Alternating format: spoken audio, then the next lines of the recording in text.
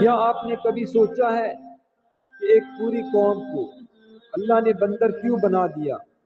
وہ کون لوگ تھے اور انہوں نے ایسی کون سی غلطی کی؟ یہ کوئی کہانی نہیں بلکہ ایک سچائی ہے جو قرآن مجید میں بیان ہوئی ہے۔ آج ہم آپ کو لے کر چلیں گے ایک ایسے وقت میں جب انسان نے اللہ کے حکم کو چالاکی سے توڑنے کی کوشش کی، اور پھر آیا ایسا عذاب جسے سن کر روح کانپ اٹھتی ہے۔ یہ واقعہ بنی اسرائیل کے ایک شہر کا ہے جو سمندر کے کنارے آباد تھا۔ وہاں لوگ مچھلیاں پکڑ کر اپنی روزی کماتے تھے۔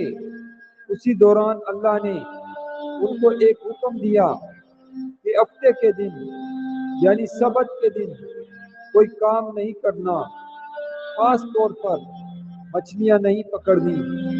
یہ ایک آزمائش تھی، ایک امتحان تھا، اور ابتدا میں انہوں نے اس حکم پر عمل کیا۔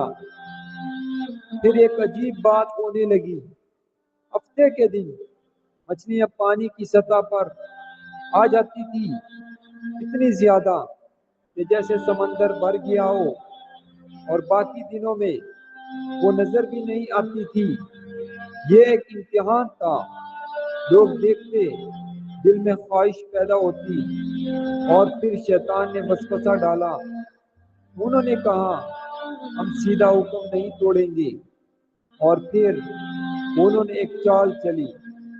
جمعہ کے دن وہ جال لگا دیتے، اور ہفتے کو مچھلیاں خود ہی ان جالوں میں پھنس جاتی۔ پھر اتوار کو وہ آ کر انہیں نکال لیتے۔ وہ سمجھتے تھے کہ ہم نے قانون نہیں توڑا، لیکن کیا واقعی ایسا تھا؟ اس قوم میں کچھ نیک لوگ بھی تھے۔ انہوں نے انہیں سمجھایا، روکا، ڈرایا کہ یہ اللہ کے حکم کے خلاف ہے، لیکن گناہ کرنے والوں نے ان کا مذاق اڑایا، اور کچھ لوگ خاموش تماشائی بنے رہے۔ یہاں سے قوم 3 حصوں میں تقسیم ہو گئی۔ پھر وہ وقت آ گیا جب آسمان پر سیاہ بادل چھا گئے، تیز ہوائیں چلنے لگی، اور اچانک اللہ کا حکم آیا، ذلیل بندر بن جاؤ۔ اور پھر ان کے جسم بدلنے لگے، چہرے بگڑ گئے، اور وہ انسان سے بندر بن گئے۔